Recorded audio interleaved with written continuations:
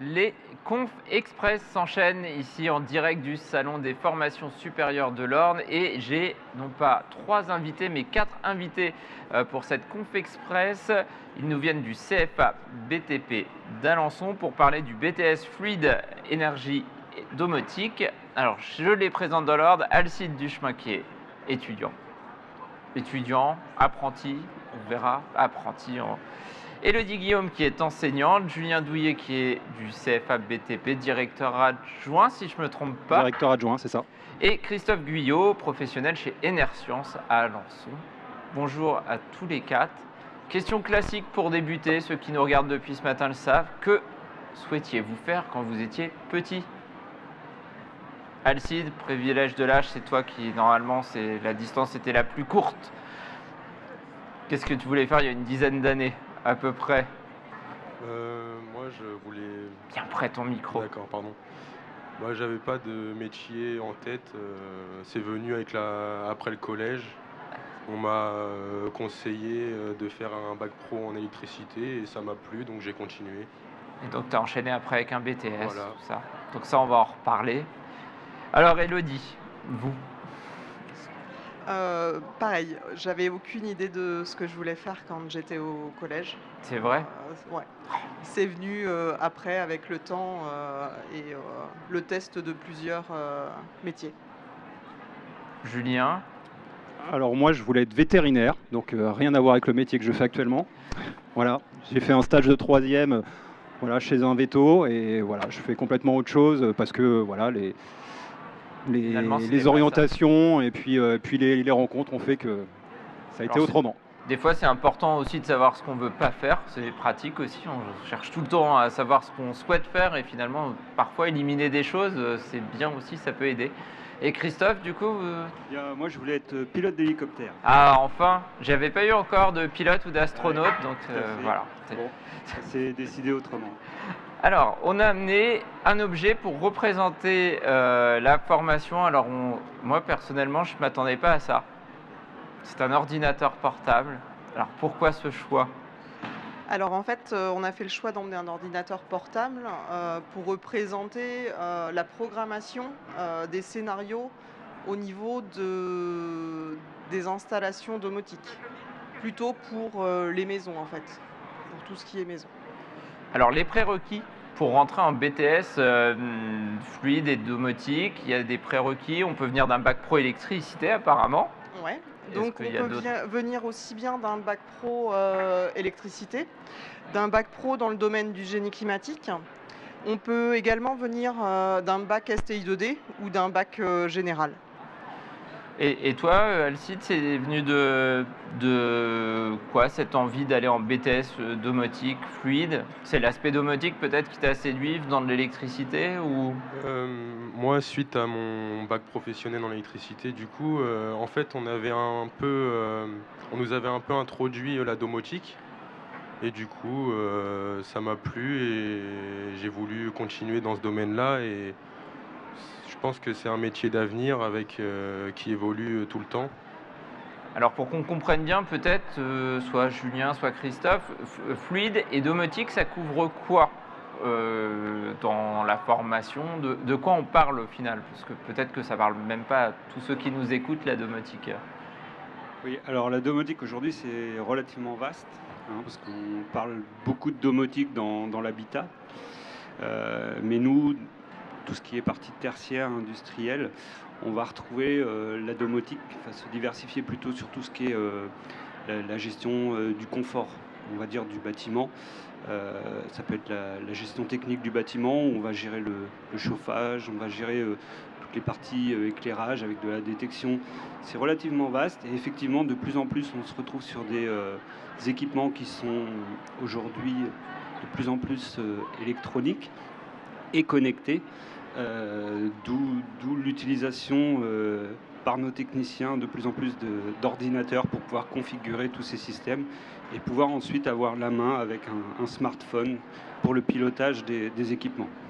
Et au niveau fluide, c'est chauffage, c'est solutions de chauffage ou... Alors sur la partie fluide, oui, on va retrouver des solutions de chauffage, traitement de l'air, ce genre de choses, où aujourd'hui, effectivement, l'électricité permet de faire fonctionner ces systèmes, et dans lequel on va retrouver de la domotique, du coup, avec des paramétrages qui vont être mis en œuvre sur des automates, qui vont permettre, eux, de piloter les systèmes. Ça va être un petit peu l'interface entre l'application qu'on va connaître, aussi bien sur un ordinateur, un smartphone ou tout autre système, l'interface qui va permettre de communiquer finalement entre l'équipement final et notre outil de pilotage va être un automate. Alors il y en a diverses sortes, mais pour schématiser un petit peu les choses sans trop rentrer dans la technique. Ouais. Est-ce qu'il y a des jeunes qui arrivent en BTS domotique parce que chez leurs parents ou chez eux, ils ont aimé bricoler 2-3 systèmes pour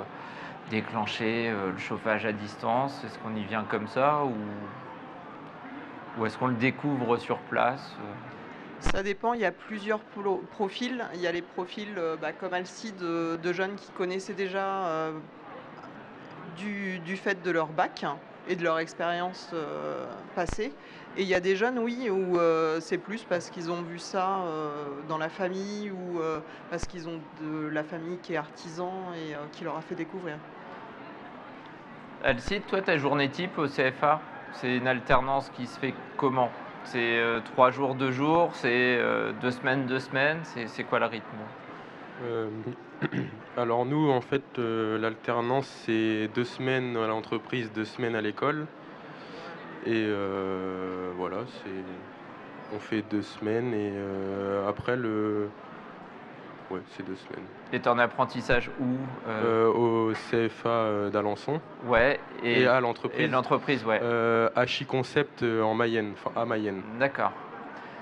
Alors là, je vais peut-être voir avec Julien. C'est quoi? C'est du plateau, les cours? C'est du cours magistral en classe? C'est un peu de tout? Alors, il y a les deux. Il y a les deux. Sur le BTS, on a à la fois, on va dire, de l'atelier et surtout des plateformes, donc la partie professionnelle, mais il y a aussi des cours d'enseignement général, parce qu'on conserve bien sûr une grosse partie de maths sciences. Il y a une grosse partie de maths sciences, et c'est ce qui est important justement pour les jeunes qui arrivent dans le BTS, c'est de savoir qu'il va falloir travailler notamment sur cette partie-là. Les jeunes qui viennent de bac pro, que ce soit des bac pro MELEC, des bac pro SEN, système numérique, des bac pro TEMSEC par exemple, ou des BP MIGCS, monteurs en installation génie climatique et sanitaire, qui viennent chez nous.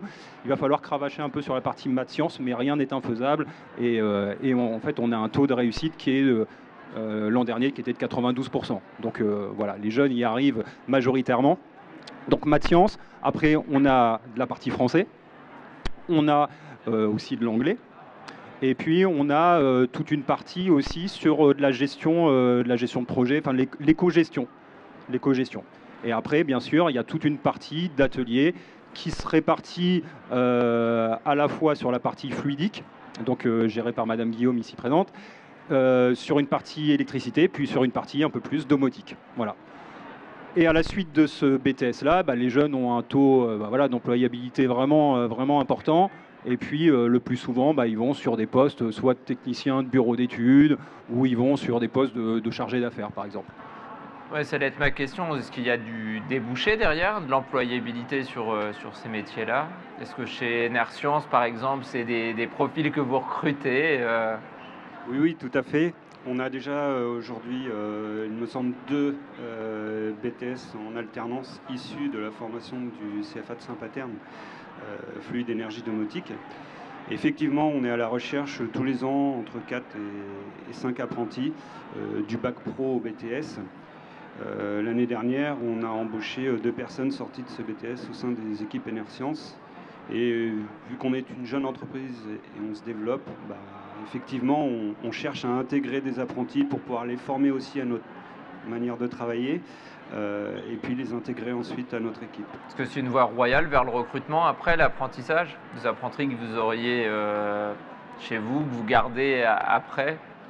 Alors moi je trouve que l'apprentissage c'est vraiment bien pour nous puisque, comme je vous l'ai dit, ça nous permet aussi de les accompagner dans notre manière de fonctionner, de travailler, notre manière d'appréhender les chantiers, et ce qui nous permet ensuite, quand ils sortent de l'école, d'être entre guillemets déjà bien autonomes sur le fonctionnement de l'entreprise Et puis ça leur permet de découvrir pendant ces 2 ans de formation un petit peu le monde du travail, la typologie d'affaires sur lesquelles nous, Enerscience, on va être amené à travailler, puisqu'on ne s'adresse pas aux particuliers, mais principalement au domaine du tertiaire, laboratoire et milieu industriel.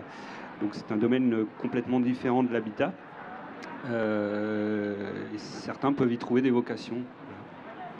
Alors, et toi, Alcide, la transition, du coup, bac pro, BTS, tu as senti un changement de rythme, notamment sur la partie classe, ce qu'on disait, les maths, tout ça, comment tu l'as vécu? Moi, cette année, ça va, parce qu'en fait, j'avais déjà fait une première année de BTS l'année dernière en FED, mais option B, froid et conditionnement de l'air. Donc, mais sinon, la marche entre le bac professionnel et le BTS est assez importante, mais si on s'accroche, on peut réussir. Alors, je crois que du coup, Elodie, c'est vous la spécialiste fluide, c'est ça? Ouais, tout ce qui est fluidique. Alors, c'est vous qui allez être le courroux de ma question cliché. Du coup, en fait, après ce BTS, l'idée, c'est que vous pouvez tous nous donner des conseils sur comment faire baisser notre facture de chauffage, ce qui est en ce moment hyper intéressant. Oui. Donc, on peut solliciter tous les élèves de BTS pour ça. On peut, oui, normalement les solliciter. Ça fait partie vraiment des choses. On parlait d'éco-gestion. Ouais, ça en fait partie.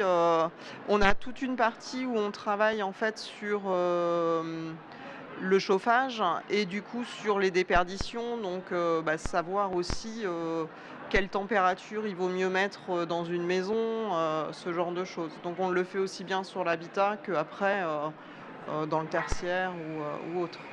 Donc c'est très très varié au final, ça laisse une gamme quand même relativement ouverte derrière d'entreprises. Ouais, ça laisse les jeunes qui font un BTS fluide énergie domotique peuvent aussi bien travailler après sur des chantiers s'ils souhaitent continuer à travailler sur le chantier, être metteur au point, donc ça veut dire préparer les installations avant qu'elles soient mises en service. Où ils peuvent très bien également travailler dans les bureaux d'études ou même en tant que chef de chantier. Et tout ça aussi bien dans la partie génie climatique que la partie électricité et domotique. Donc quand on parle d'électricité, ça va être aussi bien tout ce qui est contrôle d'accès également, l'incendie, ça ouvre vraiment les portes dans un très vaste champ d'entreprise, on va dire. Après, il faut faire un choix entre bureau d'études et chantier, ou on peut mixer encore les deux, ou il y a un moment où il faut faire un choix et on ne pourra pas faire les deux? En général, ils commencent par le chantier pour vraiment savoir de quoi ils parlent. Et après, pour ceux qui sont intéressés pour travailler en bureau d'études, en général, là, ils arrêtent le chantier, ils vont plutôt travailler en bureau d'études. Donc Alcide, toi, tu vises quoi derrière? Tu vises chantier, bureau d'études? Qu'est-ce qui te plaît le plus au final? Dans l'entreprise où je suis actuellement, on fait 50-50, on va dire. Mais sinon, plus tard, moi, j'aimerais faire 50-50 parce que je trouve que c'est un bon équilibre de faire du chantier pour voir les choses avant de les faire en bureau.